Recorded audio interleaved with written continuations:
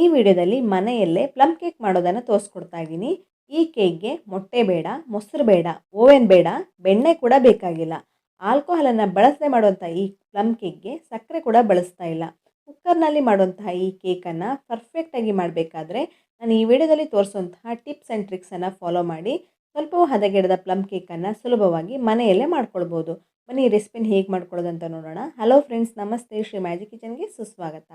ನಾನಿಲ್ಲಿ 2 ಕಿತ್ತಳೆ ಹಣ್ಣನ್ನು ತೊಗೊಂಡಿದ್ದೀನಿ. 2 ಆರೆಂಜನ್ನು ತೊಗೊಂಡು ಇದರದ್ದು ಜ್ಯೂಸನ್ನು ತೆಗೆದಿಟ್ಕೊಳ್ತಾ ಇದ್ದೀನಿ. ಸುಮಾರು ಅರ್ಧ ಕಪ್ ಆಗೋಷ್ಟು ಜ್ಯೂಸನ್ನು ರೆಡಿ ಮಾಡ್ಕೊಂಡು ಇಟ್ಕೊಂಡಿರ್ತೀನಿ. ಒಂದು ಪಾತ್ರೆಗೆ ನಾನಿಲ್ಲಿ ಡ್ರೈ ಫ್ರೂಟ್ಸ್ನೆಲ್ಲ ಹಾಕ್ಕೊಳ್ತಾ ಇದ್ದೀನಿ. ನಾನಿಲ್ಲಿ ಒಣ ದ್ರಾಕ್ಷಿನ ಹಾಕ್ಕೊಂಡಿದ್ದೀನಿ. ಕಪ್ಪು ದ್ರಾಕ್ಷಿ ಹಾಗೆ ಬಿಳಿ ದ್ರಾಕ್ಷಿ, ಬಾದಾಮಿ, ಗೋಡಂಬಿ ಹಾಗೆ ಕೆಲವು ಸೀಡ್ಸ್ಗಳನ್ನೆಲ್ಲ ಸೇರಿಸ್ಕೊಂಡಿದ್ದೀನಿ. ಹಾಗೆ ಇದಕ್ಕೆ ಟೂಟಿ ಫ್ರೂಟಿ, ಚೆರಿ ಹಣ್ಣು ಹಾಗೆ ಡೇಟ್ಸನ್ನು ಕೂಡ ಚಿಕ್ಕದಾಗಿ ಕಟ್ ಮಾಡಿಕೊಂಡು ಸೇರಿಸ್ಕೊಳ್ತಾ ಇದ್ದೀನಿ. ನಿಮ್ಮ ಹತ್ರ ಬೇರೆ ಎಲ್ಲ ಡ್ರೈ ಫ್ರೂಟ್ಸ್ ಇದ್ದರೆ ಅದನ್ನು ಕೂಡ ಸೇರಿಸ್ಕೊಳ್ಬೋದು.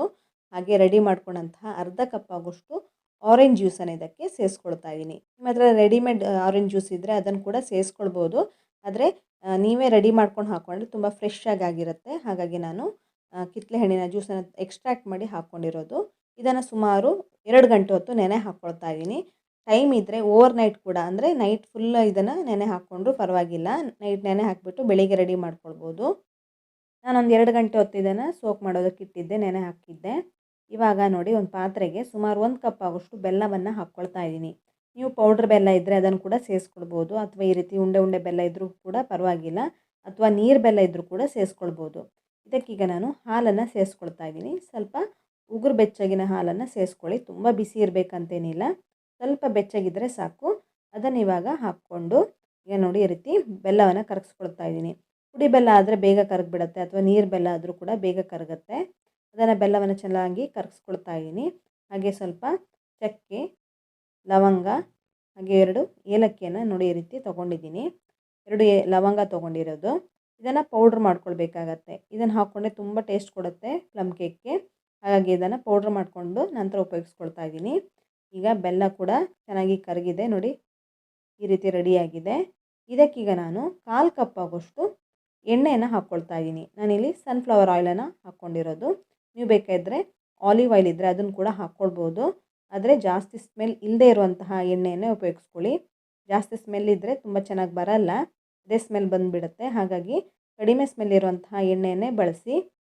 ಹಾಗೆ 1 ಟೇಬಲ್ ಸ್ಪೂನ್ ಆಗೋಷ್ಟು ನಿಂಬೆಹಣ್ಣಿನ ರಸವನ್ನು ಇದಕ್ಕೆ ಸೇರಿಸ್ಕೊಂಡಿದ್ದೀನಿ. ಹಾಗೆ 1/2 ಕಪ್ ಆಗೋಷ್ಟು ಗೋಧಿ ಹಿಟ್ಟನ್ನು ಹಾಕ್ಕೊಳ್ತಾ ಇದ್ದೀನಿ. ನಾನಿಲ್ಲಿ ಗೋಧಿ ಹಿಟ್ಟನ್ನು ಬಳಸಿ ಮಾಡ್ತಾ ಇರೋದು. ನೀವು ಬೇಕಾದರೆ ಮೈದಾ ಹಿಟ್ಟನ್ನು ಕೂಡ ಹಾಕ್ಕೊಳ್ಬೋದು, ಆದರೆ ನಾನು ಗೋಧಿ ಹಿಟ್ಟನ್ನು ಬಳಸಿ ಈ ರೆಸಿಪಿನ ಮಾಡ್ತಾ ಇದ್ದೀನಿ. ತುಂಬ ಚೆನ್ನಾಗಿ ಬರುತ್ತೆ ಗೋಧಿ ಹಿಟ್ಟನ್ನು ಹಾಕಿದರೂ ಕೂಡ. ಗೋಧಿ ಹಿಟ್ಟನ್ನು ಡೈರೆಕ್ಟಾಗಿ ಹಾಕ್ಕೊಳ್ಳೋದಕ್ಕೆ ಹೋಗಬೇಡಿ. ನೋಡಿ ಈ ರೀತಿ ಜರಡಿ ಹಿಡ್ಕೊಂಡು ನಂತರ ಹಾಕ್ಕೊಳ್ಳಿ. ಹಾಗೆ 1/4 ಕಪ್ ಆಗೋಷ್ಟು ಹಾಲಿನ ಪುಡಿಯನ್ನು ಹಾಕ್ಕೊಳ್ತಾ ಇದ್ದೀನಿ. ಹಾಲಿನ ಪುಡಿನ ಹಾಕ್ಕೊಳ್ಳೋದ್ರಿಂದ ಈ ಪ್ಲಮ್ ಕೇಕ್ನ ಟೇಸ್ಟ್ ಇನ್ನೂ ಚೆನ್ನಾಗಿ ಬರುತ್ತೆ. ಹಾಗಾಗಿ ಹಾಲಿನ ಪುಡಿಯನ್ನು ಸೇರಿಸ್ಕೊಂಡಿದ್ದೀನಿ.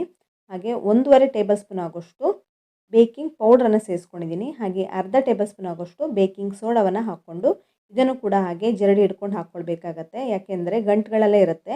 ಮತ್ತು ಜರಡಿ ಹಿಡ್ಕೊಂಡ್ರೆ ಗಂಟೆಲ್ಲ ಹೋಗಿಬಿಡತ್ತೆ. ಆಮೇಲೆ ಮಿಕ್ಸ್ ಮಾಡ್ಕೊಳ್ಳೋದಕ್ಕೂ ಕೂಡ ಈಸಿ ಆಗುತ್ತೆ. ಚಿಟಿಕೆ ಆಗೋಷ್ಟು ಉಪ್ಪನ್ನು ಸೇರಿಸ್ಕೊಂಡಿದ್ದೀನಿ. ಇವಾಗ ನಾನು ಇದಕ್ಕೆ 1 ಟೇಬಲ್ ಸ್ಪೂನ್ ಆಗೋಷ್ಟು ವೆನಿಲಾ ಎಸೆನ್ಸನ್ನು ಸೇರಿಸ್ಕೊಂಡಿರೋದು. ವೆನಿಲಾ ಎಸೆನ್ಸ್ ಇದ್ದರೆ ಸೇರಿಸ್ಕೊಳ್ಳಿ, ಇಲ್ಲಾಂದರೆ ಸ್ಕಿಪ್ ಕೂಡ ಮಾಡ್ಕೊಳ್ಬೋದು. ಹಾಗೆ ಪೌಡ್ರ್ ಮಾಡ್ಕೊಂಡಿರುವಂತಹ ಚಕ್ಕೆ, ಲವಂಗ, ಏಲಕ್ಕಿ ಪೌಡ್ರನ್ನು ಇದೇ ರೀತಿ ಜರಡಿ ಹಿಡ್ಕೊಂಡು ಹಾಕ್ಕೊಳ್ತಾ ಇದ್ದೀನಿ. ಇದ್ರ ಜೊತೆಗೆ ಜಾಯಿಫಲವನ್ನು ಕೂಡ ತುರಿದ್ಬಿಟ್ಟು ಹಾಕ್ಕೊಳ್ತಾ ಇದ್ದೀನಿ. ಇದನ್ನು ಕೂಡ ಹಾಗೆ ನೋಡಿ ಈ ರೀತಿ ಜರಡಿ ಹಿಡ್ಕೊಂಡೇ ಹಾಕ್ಕೊಳ್ಳಿ. ಪೌಡ್ರ್ ಮಾತ್ರ ಹೋಗಬೇಕಾಗತ್ತೆ. ಹಾಗಾಗಿ ನಾನು ಇದನ್ನು ಈ ರೀತಿ ಜರಡಿ ಹಿಡ್ಕೊಂಡು ಇದನ್ನು ಹಾಕ್ಕೊಳ್ತಾ ಇದ್ದೀನಿ. ತರ್ತರಿ ಎಲ್ಲ ಇದ್ದರೆ ಹಾಕ್ಕೊಳ್ಳೋದಕ್ಕೆ ಹೋಗಬೇಡಿ. ಈಗ ಇದನ್ನು ಚೆನ್ನಾಗಿ ಮಿಕ್ಸ್ ಮಾಡ್ಕೊಳ್ಬೇಕು. ಇವೆಲ್ಲ ಇಂಗ್ರೀಡಿಯೆಂಟ್ಸನ್ನು ಹಾಕಿದ ನಂತರ ಮಿಕ್ಸ್ ಮಾಡ್ಕೊಳ್ಳಿ. ಈ ರೀತಿ ಮಿಕ್ಸ್ ಮಾಡ್ಕೊಳ್ಳಿ. ನೋಡಿ, ತುಂಬ ಸ್ಪೀಡಾಗಿ ಮಿಕ್ಸ್ ಮಾಡ್ಕೊಳ್ಳೋದಕ್ಕೆ ಹೋಗಬೇಡಿ. ಸ್ಲೋಲಿ ಇದನ್ನು ಮಿಕ್ಸ್ ಮಾಡ್ಕೊಳ್ಬೇಕಾಗತ್ತೆ.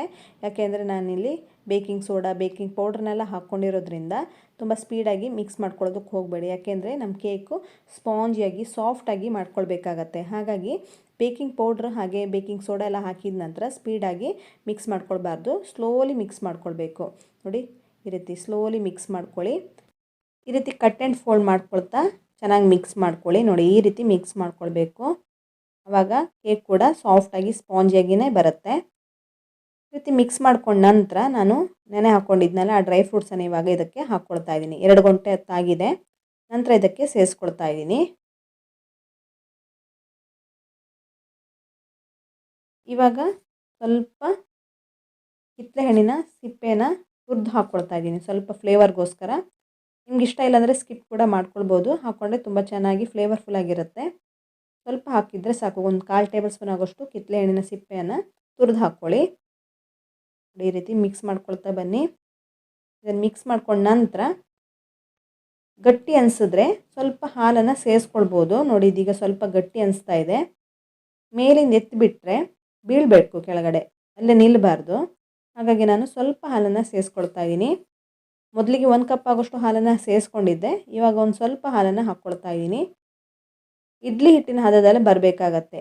ನೋಡಿ ಈ ರೀತಿ ಬರಬೇಕು. ಮೇಲಿಂದ ಎತ್ತಿಬಿಟ್ರೆ ನೋಡಿ ಈ ರೀತಿ ರಿಬ್ಬನ್ ಕನ್ಸಿಸ್ಟೆನ್ಸಿಲಿದ್ದು ಬೀಳಬೇಕು. ತುಂಬ ನೀರು ಇರಬಾರ್ದು, ತುಂಬ ಗಟ್ಟಿನೂ ಇರಬಾರ್ದು. ಈ ರೀತಿ ಇದ್ದರೆ ಪರ್ಫೆಕ್ಟಾಗಿ ಆಗಿದೆ ಅಂತ. ಕೇಕ್ನ ಮಿಶ್ರಣ ರೆಡಿ ಆದ ನಂತರ ಜಾಸ್ತಿ ಹೊತ್ತು ಇಡಬಾರ್ದು. ಟಿನ್ಗೆ ಅಥವಾ ಈ ರೀತಿ ಕುಕ್ಕರ್ಗೆ ಟ್ರಾನ್ಸ್ಫರ್ ಮಾಡ್ಕೊಳ್ಬೇಕಾಗತ್ತೆ. ನಾನಿಲ್ಲಿ ನೋಡಿ ಕುಕ್ಕರ್ಗೆ ಎಣ್ಣೆ ಒರೆಸಿದ್ದೀನಿ. ಸ್ವಲ್ಪ ಎಣ್ಣೆ ಒರೆಸ್ಬಿಟ್ಟು ಬಟರ್ ಪೇಪರ್ ಇಟ್ಟು ಅದರ ಮೇಲ್ಗಡೆ ಕೂಡ ಎಣ್ಣೆ ಒರೆಸಿದ್ದೀನಿ. ಹಾಗೆ ರೆಡಿ ಮಾಡ್ಕೊಂಡಂತಹ ಮಿಶ್ರಣವನ್ನು ಇದಕ್ಕೆ ಹಾಕ್ಕೊಳ್ತಾ ಇದ್ದೀನಿ. ಕೂಡಲೇ ಹಾಕ್ಕೊಳ್ಬೇಕಾಗತ್ತೆ, ಹೆಚ್ಚೊತ್ತು ಇಡಬಾರ್ದು. ಯಾಕೆಂದರೆ ಬೇಕಿಂಗ್ ಸೋಡಾ ಹಾಗೆ ಬೇಕಿಂಗ್ ಪೌಡ್ರನ್ನೆಲ್ಲ ಹಾಕಿರೋದ್ರಿಂದ ಅದು ಆ್ಯಕ್ಟಿವೇಟ್ ಆಗುತ್ತೆ. ಸ್ಪಾಂಜಿಯಾಗಿ ಬರಬೇಕಾದ್ರೆ ಈ ರೀತಿ ಕೂಡಲೇ ಇದನ್ನು ಹಾಕಿಬಿಟ್ಟು ಈಗ ಕುಕ್ಕರ್ ಹಾಕಿದ್ದಾಗಿದೆ. ಇದನ್ನು ಒಂದು 2-3 ಸಲ ಟ್ಯಾಪ್ ಮಾಡ್ಕೊಳ್ಳಿ. ಅಂದರೆ ಏರ್ ಬಬಲ್ಸ್ ಎಲ್ಲ ಆಗಲ್ಲ, ಇಲ್ಲಾಂದರೆ ಹೋಲ್ಸ್ ಎಲ್ಲ ಬಂದುಬಿಡುತ್ತೆ ಮಿಡ್ಲಲ್ಲೆಲ್ಲ. ನೋಡಿ ಇದೀಗ ಚೆನ್ನಾಗಿ ಟ್ಯಾಪ್ ಮಾಡ್ಕೊಂಡಿದ್ದಾಗಿದೆ. ಈ ರೀತಿ ಟ್ಯಾಪ್ ಮಾಡ್ಕೊಂಡ ನಂತರ ಇದನ್ನು ಮುಚ್ಚಿಡ್ತಾ ಇದ್ದೀನಿ. ಮುಚ್ಚಿಡೋ ಮುಂಚೆ ನೀವು ಬೇಕಾದರೆ ಇದ್ರ ಮೇಲ್ಗಡೆ ಡ್ರೈ ಫ್ರೂಟ್ಸ್ನೆಲ್ಲ ಹಾಕ್ಕೊಳ್ಬೋದು. ಆದರೆ ಇದನ್ನು ಹಾಕಿದರೂ ಕೂಡ ಇದು ಉಬ್ಬಿ ಬರುತ್ತೆ. ಉಬ್ಬಿ ಬಂದ ನಂತರ ಇದೆಲ್ಲ ಕವರ್ ಆಗಿಬಿಡುತ್ತೆ. ಆಮೇಲೆ ಬೇಕಾದರೂ ಇದನ್ನು ಹಾಕ್ಕೊಳ್ಬೋದು. ಒಂದು ಅರ್ಧ ಗಂಟೆ ಅಥವಾ ಒಂದು 40 ನಿಮಿಷ ಬೆಂದ ನಂತರ ಮೇಲ್ಗಡೆ ಡ್ರೈ ಫ್ರೂಟ್ಸನ್ನು ಹಾಕ್ಬೋದು. ಇದನ್ನು ಮುಚ್ಚುವಾಗ ನೀವು ಇದು ಕುಕ್ಕರ್ ಪಾತ್ರೆಯ ಮುಚ್ಚಳದ ವಿಷಲ್ ಹಾಗೆ ಗ್ಯಾಸ್ ಕಡೆನ ತೆಗೆದು ಮುಚ್ಕೊಳ್ಬೇಕಾಗತ್ತೆ. ಅದನ್ನು ಹಾಕ್ಕೊಳ್ಬಾರ್ದು. ಇದೀಗ ನಾನು ಡ್ರೈ ಫ್ರೂಟ್ಸನ್ನು ಹಾಕಿದ್ದೀನಿ. ನಿಮಗೆ ತೋರಿಸ್ತೀನಿ ಯಾವ ರೀತಿ ಬರುತ್ತೆ ನೋಡಿ. ಇದು ಒಂದು ಅರ್ಧ ಗಂಟೆ ನಂತರ ನೀವು ಹಾಕಿದರೂ ವೇಸ್ಟ್ ಆಗುತ್ತೆ. ಹಾಗಾಗಿ ಇದನ್ನು ಹಾಕ್ಕೊಳ್ಬೇಕಂತೇನಿಲ್ಲ, ನಂತರ ಇದನ್ನು ಹಾಕ್ಕೊಳ್ಬೋದು. ನಾನು ಸ್ವಲ್ಪ ಡ್ರೈ ಫ್ರೂಟ್ಸ್ನೆಲ್ಲ ಹಾಕಿದ್ದೀನಿ. ಇವಾಗ ಇದನ್ನು ಕ್ಲೋಸ್ ಮಾಡ್ಕೊಳ್ತಾ ಇದ್ದೀನಿ. ನೋಡಿ ಈಗ ವಿಷಲ್ ಹಾಗೆ ಗ್ಯಾಸ್ಕೆಟ್ ಏನೂ ಇಲ್ಲ, ಇದನ್ನು ಮುಚ್ಚಿಡ್ತಾ ಇದ್ದೀನಿ. ಇದನ್ನು ಬೇಯಿಸ್ಕೊಳ್ಳೋದಕ್ಕೆ ನಾನು ಒಂದು ಪ್ಯಾನ್ ತೊಗೊಂಡಿದ್ದೀನಿ. ನೋಡಿ ಪ್ಯಾನನ್ನು ಒಂದು 10 ನಿಮಿಷ ಬಿಸಿ ಮಾಡ್ಕೊಂಡಿದ್ದೀನಿ. ಗ್ಯಾಸ್ ಫ್ಲೇಮನ್ನು ಲೋ ಫ್ಲೇಮಲ್ಲಿ ಇಟ್ಬಿಟ್ಟು ಬಿಸಿ ಮಾಡ್ಕೊಂಡ ನಂತರ ಇವಾಗ ನಾನು ಕುಕ್ಕರನ್ನು ಇದ್ರ ಮೇಲ್ಗಡೆ ಇಡ್ತಾ ಇದ್ದೀನಿ. ನೋಡಿ ಒಂದು ಅರ್ಧ ಗಂಟೆ ಇದನ್ನು ಬೇಯಿಸ್ಕೊಂಡಿದ್ದಾಗಿದೆ. ಬೆಂದಿಲ್ಲ, ಇನ್ನೂ ಚೆನ್ನಾಗಿ ಬರಬೇಕು. ಆದರೆ ಅರ್ಧ ಗಂಟೆ ಅಥವಾ ಒಂದು 40 ನಿಮಿಷದ ನಂತರ ಓಪನ್ ಮಾಡಿ ನೋಡ್ಕೊಳ್ಬೇಕಾಗತ್ತೆ. ಮಿಡ್ಲೆಲ್ಲ ಓಪನ್ ಮಾಡೋದಕ್ಕೆ ಹೋಗಬೇಡಿ. ಒಂದು 30 ನಿಮಿಷ 35 ನಿಮಿಷದ ನಂತರ ಮೇಲ್ಗಡೆ ನೋಡಿ ಎಲ್ಲ ಉಬ್ಬಿ ಬಂದಿದೆ. ಆದರೆ ಮೇಲ್ಗಡೆ ಹಾಕಿರೋ ಡ್ರೈ ಫ್ರೂಟ್ಸ್ ಎಲ್ಲ ಕವರ್ ಆಗಿದೆ. ಯಾಕೆಂದರೆ ಅದು ಉಬ್ಬಿ ಬಂದಿರೋದ್ರಿಂದ ಅದೆಲ್ಲ ಕವರ್ ಆಗಿದೆ. ಈಗ ಇನ್ನೊಂದು ಸ್ವಲ್ಪ ಡ್ರೈ ಫ್ರೂಟ್ಸನ್ನು ಹಾಕ್ಕೊಳ್ತಾ ಇದ್ದೀನಿ. ತುಂಬ ಚೆನ್ನಾಗಿ ಕಾಣಿಸುತ್ತೆ ಮೇಲ್ಗಡೆ ಈ ರೀತಿ ಹಾಕ್ಕೊಳ್ಳೋದ್ರಿಂದ. ನಾರ್ಮಲಿ ಪ್ಲಮ್ ಕೇಕ್ಗೆಲ್ಲ ಈ ರೀತಿ ತುಂಬ ಡ್ರೈ ಫ್ರೂಟ್ಸ್ ಎಲ್ಲ ಹಾಕಿಬಿಟ್ಟೆ ಮಾಡೋದು. ಹಾಗಾಗಿ ನಾನು ಇಲ್ಲಿ ಚೆರ್ರಿ, ಟೂಟಿ ಫ್ರೂಟಿ, ದ್ರಾಕ್ಷಿ, ಗೋಡಂಬಿ, ಬಾದಾಮಿ ಎಲ್ಲವನ್ನು ಹಾಕ್ಕೊಂಡಿದ್ದೀನಿ. ಇದಿನ್ನೂ ಚೆನ್ನಾಗಿ ಬೆಂದಿಲ್ಲ, ಹಾಗಾಗಿ ಇನ್ನೂ ಸ್ವಲ್ಪ ಹೊತ್ತು ಇದನ್ನು ಬೇಯಿಸ್ಕೊಳ್ತಾ ಇದ್ದೀನಿ. ಈ ಪ್ಲಮ್ ಕೇಕ್ ಬೇಯೋದಕ್ಕೆ ಸುಮಾರು 50ರಿಂದ 55 ನಿಮಿಷ ಬೇಕು. ಈಗ ಒಂದು 55 ನಿಮಿಷ ಆಗಿದೆ. ನೋಡಿ ಓಪನ್ ಮಾಡಿದ್ದೀನಿ. ಕಲರ್ ಕೂಡ ಕಂಪ್ಲೀಟಾಗಿ ಚೇಂಜ್ ಆಗಿದೆ. ನೋಡಿದ್ರೆ ಗೊತ್ತಾಗ್ತಾ ಇದೆ ಚೆನ್ನಾಗಿ ಬೆಂದಿದೆ ಅಂತ. ನೀವು ಬೇಕಾದರೆ ಚೆಕ್ ಮಾಡಿ ನೋಡ್ಕೊಳ್ಬೋದು. ಒಂದು ಟೂತ್ ಪಿಕ್ ಹಾಕಿ ನೋಡಿದರೆ ಗೊತ್ತಾಗುತ್ತೆ ನಿಮಗೆ. ನೋಡಿ ಒಂದು ಚೂರು ಅಂಟಿಲ್ಲ, ಕಾಣಿಸ್ತಿರ್ಬೋದು. 2-3 ಕಡೆ ಚೆಕ್ ಮಾಡಿ ನೋಡಿ ಚೆನ್ನಾಗಿ ಬೆಂದಿದೆಯಾ ಇಲ್ವಾ ಅಂತ. ಅಂಟಿದ್ರೆ ಇನ್ನೊಂದು ಸ್ವಲ್ಪ ಹೊತ್ತು ಬೇಯಿಸ್ಕೊಳ್ಬೇಕಾಗತ್ತೆ. ಇದೀಗ ಒಂದು ಚೂರು ಅಂಟ್ತಾ ಇಲ್ಲ. ಒಂದು 55 ನಿಮಿಷ ಆದ ನಂತರ ಇದನ್ನು ಓಪನ್ ಮಾಡಿ ನೋಡಿ ಚೆಕ್ ಮಾಡಿದ್ದೀನಿ. ಇದನ್ನು ಕಂಪ್ಲೀಟಾಗಿ ತಣ್ಣಗಾಗೋದಕ್ಕೆ ಇಡಬೇಕಾಗತ್ತೆ. ಕಂಪ್ಲೀಟಾಗಿ ತಣ್ಣಗಾದ ನಂತರ ಸ್ವಲ್ಪನೂ ಬಿಸಿ ಇರಬಾರ್ದು. ಇದನ್ನು ನೋಡಿ ಈ ರೀತಿ ಚಾಕುವಿನ ಸಹಾಯದಿಂದ ಸ್ವಲ್ಪ ಬಿಡಿಸ್ಕೊಳ್ಬೇಕು. ಇದು ಚೆನ್ನಾಗಿ ಬಿಡಿಸ್ಕೊಂಡಿರುತ್ತೆ. ಆದರೂ ನಿಮ್ಗೆ ಏನಾದರೂ ಅಂಟ್ಕೊಳ್ತಾ ಇದೆ ಅಂತ ಅನಿಸಿದ್ರೆ ಸ್ವಲ್ಪ ಸೈಡಲ್ಲಿ ಓಪನ್ ಮಾಡಿಕೊಂಡು ಈ ರೀತಿ ನೋಡಿ ಕುಕ್ಕರನ್ನು ಉಲ್ಟಾ ಹಾಕಿಬಿಟ್ಟು ತಗೊಳ್ತಾ ಇದ್ದೀನಿ. ನೋಡಿ ತುಂಬ ಚೆನ್ನಾಗಿ ಇಳ್ಕೊಂಡು ಬಂದಿದೆ. ಒಂದು ಚೂರು ಅಂಟ್ಕೊಂಡಿಲ್ಲ, ಒಂದು ಚೂರು ಕೆಟ್ಟಿಲ್ಲ, ಒಂದು ಚೂರು ಏನೂ ಫೇಲ್ಯೂರ್ ಆಗಿಲ್ಲ. ಇವಾಗ ನಾನು ಈ ಬಟರ್ ಪೇಪರನ್ನು ತಗೊಳ್ತಾ ಇದ್ದೀನಿ. ನೋಡಿ ಬೇಕ್ರಿಯಲ್ಲಿ ಸಿಗುವಂತಹ ಪ್ಲಮ್ ಕೇಕನ್ನು ಮನೆಯಲ್ಲೇ ಪರ್ಫೆಕ್ಟಾಗಿ ಮಾಡ್ಕೊಳ್ಬೋದು. ನಾನು ಈ ವಿಡಿಯೋದಲ್ಲಿ ತೋರಿಸಿದಂತಹ ಕೆಲವೊಂದು ಟಿಪ್ಸ್ ಆ್ಯಂಡ್ ಟ್ರಿಕ್ಸನ್ನು ಫಾಲೋ ಮಾಡಿ ಪರ್ಫೆಕ್ಟ್ ಆದ ಪ್ಲಮ್ ಕೇಕನ್ನು ಸುಲಭವಾಗಿ ಮನೆಯಲ್ಲೇ ಮಾಡ್ಕೊಳ್ಬೋದು. ನೋಡಿ ಎಷ್ಟೊಂದು ಚೆನ್ನಾಗಿ ಕಾಣಿಸ್ತಾ ಇದೆ. ತುಂಬಾ ಸ್ಪಾಂಜಿಯಾಗಿ ಬಂದಿದೆ. ಸಾಫ್ಟ್ ಆ್ಯಂಡ್ ಸ್ಪಾಂಜಿಯಾದ ಕೇಕು ಮನೆಯಲ್ಲೇ ಸಿಂಪಲಾಗಿ ರೆಡಿ ಮಾಡ್ಕೊಳ್ಬೋದು. ನಾನು ಈ ಕೇಕ್ ಮಾಡ್ಕೊಳ್ಳೋದಕ್ಕೆ ಮೈದಾ ಬಳಸಿಲ್ಲ, ಸಕ್ಕರೆ ಕೂಡ ಬಳಸಿಲ್ಲ. ತುಂಬ ಹೆಲ್ದಿಯಾಗಿ ಮಾಡಿದ್ದೀನಿ. ನೋಡಿ ಎಷ್ಟು ಚೆನ್ನಾಗಿ ಕಾಣಿಸ್ತಾ ಇದೆ. ತಿನ್ನೋದಕ್ಕೂ ಹಾಗೆ ತುಂಬಾ ಚೆನ್ನಾಗಿರುತ್ತೆ. ಈ ಕ್ರಿಸ್ಮಸ್ಗೆ ನೀವು ಮನೆಯಲ್ಲೇ ಸಿಂಪಲಾಗಿ ಪ್ಲಮ್ ಕೇಕನ್ನು ಮಾಡಿ ನೋಡಿ. ಎಲ್ರಿಗೂ ಇಷ್ಟ ಆಗುತ್ತೆ. ಮಕ್ಕಳು ದೊಡ್ಡವರು ಎಲ್ಲರೂ ಇಷ್ಟಪಟ್ಟು ತಿಂತಾರೆ. ತಿಂತಾ ಇರುವಾಗೂ ಹಾಗೆ ಬಾಯಿಗೆಲ್ಲ ಅಂಟ್ಕೊಳ್ಳಲ್ಲ. ಬೇಕ್ರಿಲಿ ಯಾವ ರೀತಿ ತಂದು ತಿಂತೀರಾ ಅದೇ ಟೇಸ್ಟ್ ಕೊಡುತ್ತೆ ಇದು. ಓವನ್ ಬಳಸದೆ ಮಾಡಿದ್ದೀನಿ ನೋಡಿ. ಒಂದ್ಸಲ ಇದನ್ನು ಟ್ರೈ ಮಾಡಿ ಹೇಗೆ ಬಂತು ಅಂತ ನನಗೆ ಕಮೆಂಟ್ ಸೆಕ್ಷನಲ್ಲಿ ಕಮೆಂಟ್ ಮಾಡೋದಕ್ಕಂತೂ ಮರಿಲೇಬೇಡಿ. ಹಾಗೆ ನೀವು ಎಲ್ಲಿಂದ ಕಮೆಂಟ್ ಮಾಡ್ತಾ ಇದ್ದೀರಾ ಅಂತಲೂ ಮೆನ್ಷನ್ ಮಾಡಿ. ಫ್ರೆಂಡ್ಸ್, ನಾನು ಮಾಡುವಂಥ ರೆಸಿಪಿಗಳೆಲ್ಲ ನಿಮಗೆ ಇಷ್ಟ ಆಗ್ತಾ ಇದ್ದರೆ ನಿಮ್ಮ ಫ್ರೆಂಡ್ಸ್ ಹಾಗೂ ಫ್ಯಾಮಿಲಿ ಮೆಂಬರ್ಸೊಂದಿಗೆ ರೆಸಿಪಿಗಳನ್ನೆಲ್ಲ ಶೇರ್ ಮಾಡಿ, ಹಾಗೆ ಕಮೆಂಟ್ ಮಾಡಿ, ಲೈಕ್ ಮಾಡೋದಕ್ಕಂತೂ ಮರಿಲೇಬೇಡಿ. ಇನ್ನಷ್ಟು ಹೊಸ ರೀತಿಯ ಅದ್ಭುತವಾದ ರೆಸಿಪಿಗಳೊಂದಿಗೆ ಸಿಗೋಣ. ಧನ್ಯವಾದಗಳು.